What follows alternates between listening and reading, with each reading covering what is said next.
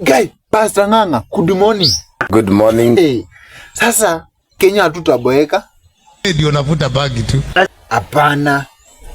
Nimetaka kujua kuna msichana alihug mti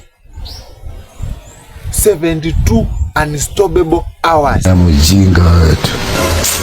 Wewe ni ng'ombe tu.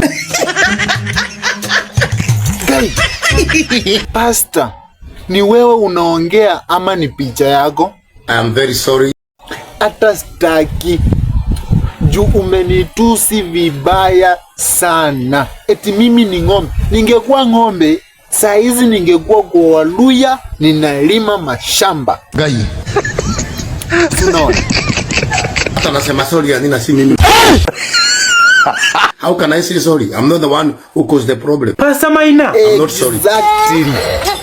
Sorry. You are Pastor Ng'ang'a. Hiyo sura yako ni mbaya.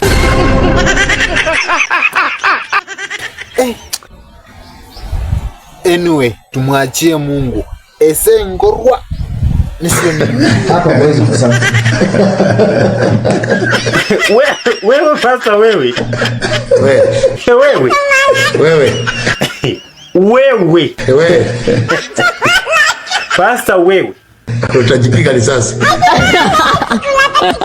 Siwezi jipiga risasi. Maybe nipigwe risasi ya mguu. We Kaguru, umetokea wapi? Kaa hapo kwanza, ongoja demu atapiga simu nikupe uongee na yeye. Ama ukishindwa, pea Pastor Ng'ang'a. Sawa? So tuendelee. China unavunja rekodi na kuandikisha rekodi ya kubuni kitu ya teknolojia ama unafanya invention. Kizungu. Ushaisikia hii?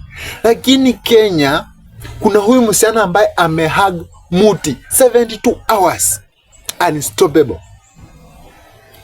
Hata ndo huyu anapiga simu. Gaguru, shika simu ndo hii. Hello babe, tuko hapa na Pastor Maina. Hi guys. Bibi, achana na salamu kwanza. Ulisema unaenda huku kufanya nini? I'm going to hug a tree for 72 hours non-stop. Unajidanganya. It is true. What? Anaongea ukweli. Haki wewe ni mjinga. Kwani hiyo kitu ilikuwa inafanyikia wapi? At Nyeri Youth Summit in Nyeri County.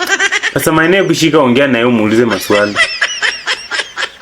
Wewe ni nani? Rufena Muthoni. Yes. I am a defender of the forest and a world record holder for the longest marathon hugging a tree. I also defend the rights of indigenous trees and indigenous peoples. Unakaa wapi? Nyeri County. Muulize mbona ahug mti. Tree hugging has a lot of benefits. Uongo, kama gani? And one of them is therapy.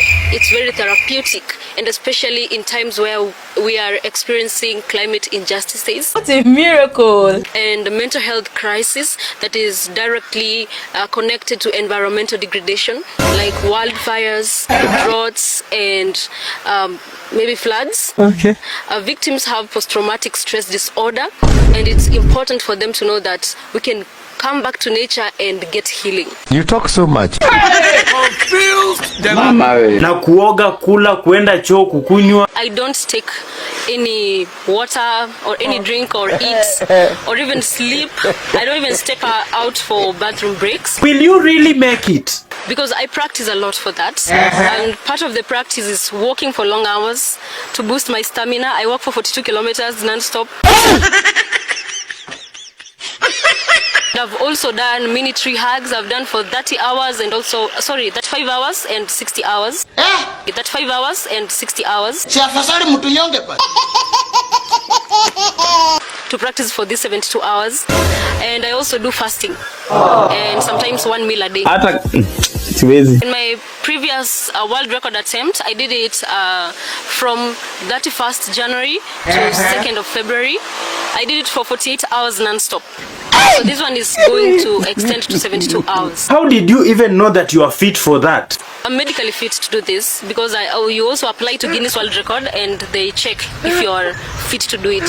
And because they approved, that means that is enough evidence that I'm okay. Pastor Ng'ang'a, Kaguru si alikataa kuongea na demu akakupea wewe simu. Mbona anasumbua? Anyway, tumwachie Mungu. Sumepata information.